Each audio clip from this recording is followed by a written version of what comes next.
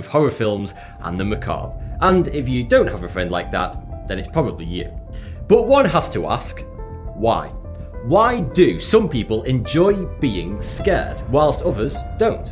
I mean, it's not as if our bodies are designed to enjoy it. Quite the opposite. Fear is a chemical response in your brain to the potential for harm. It's not the thing that will actually harm us that creates a fear response, it's the lead up to the event. So if you hear smashing glass during the night, the sound alone isn't going to harm you, but nonetheless your brain starts to produce a cocktail of chemicals and you feel scared. So it has to be asked, who the hell enjoys feeling like they are about to come to harm? To try and understand this oddity of human behaviour, in 1994, 3 psychologists showed a bunch of college students 3 documentary videos. The first showed cows being killed and butchered in an abattoir.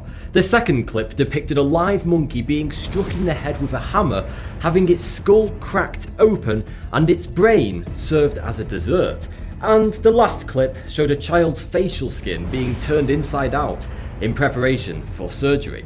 It makes me nauseous just saying that stuff, so it's not surprising that 90% of the students in the study turned the videos off before reaching the end.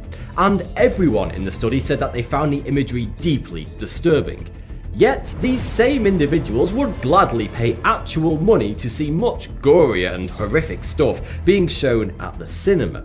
The psychologists running the experiments came up with the conclusion that it's the unrealism of horror movies that makes them different.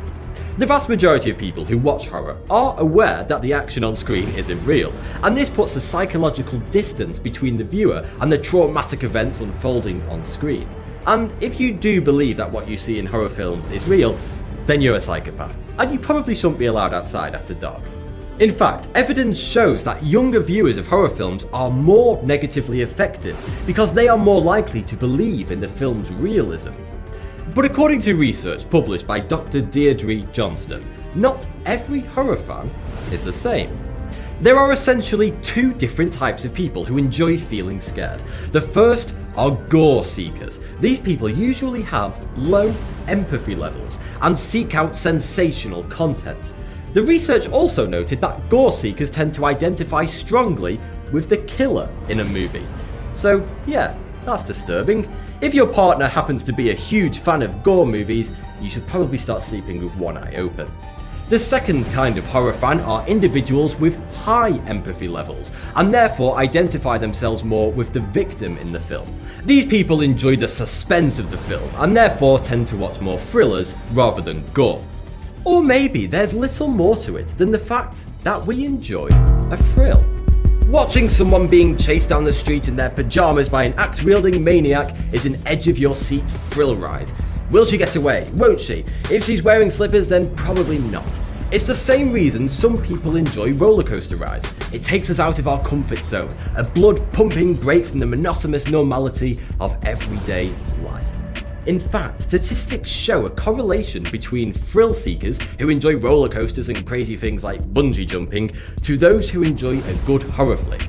They tend to be the same people.